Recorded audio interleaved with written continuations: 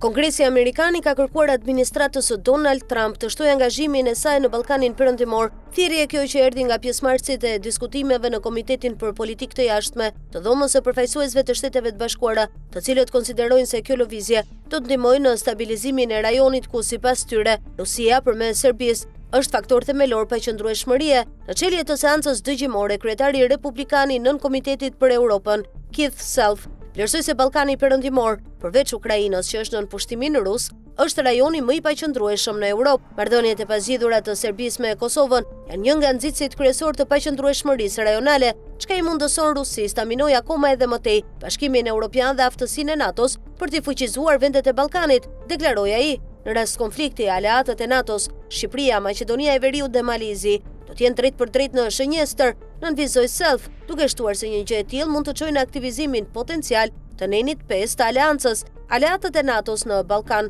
duhet të ndërtojnë së bashku pengesë politike dhe ushtarake, por Kosova, insistoi ai, do të jetë veçanërisht e ekspozuar për shkak se nuk është pjesë e aleancës ushtarake. Kundërshtarët e SBA-s po i shfrytëzojnë aktivisht dobësit për të zhvilluar luftë hibride që rrit paqëndrueshmërinë në rajon, tha Self, duke nënvizuar se Kina po e përdor ndikimin e saj duke kryer stërvitje ushtarake dhe duke dërguar armë në Serbi. Përveç kësaj, shtoi ai, Kina po nënshkruan marrëveshje ekonomike në të gjithë rajonin me synimin e ruajtjes aparatit të saj keqdashës dhe shfrytëzimit të korrupsionit në Ballkanin Perëndimor. Rusia gjithashtu ndikon në rritjen e tensioneve në Bosnjë, në Republikën Srpska dhe Serbi, theksoi Self, duke vënë pas se ishte presidenti i entitetit serb në Bosnjë Milorad Dodik, që po vazhdon të përdor kapitalin e tij politik për të kontrolluar Republikën Srpska dhe për të vepruar në interes të Rusisë, duke kërcënuar me ndarjen e saj nga Bosnja. Nga ana tjetër, sipas tij, Serbia, pavarësisht dërgimit indirekt të armëve në Ukrainë, ka gjithashtu lidhje mbrojtëse me Rusinë dhe Kinën dhe promovon propagandën kineze dhe ruse. Ai vuri në dukje se për të përfunduar ndikimin politik të Moskës, duhet trajtuar çështja e varësisë së Serbisë nga energjia ruse.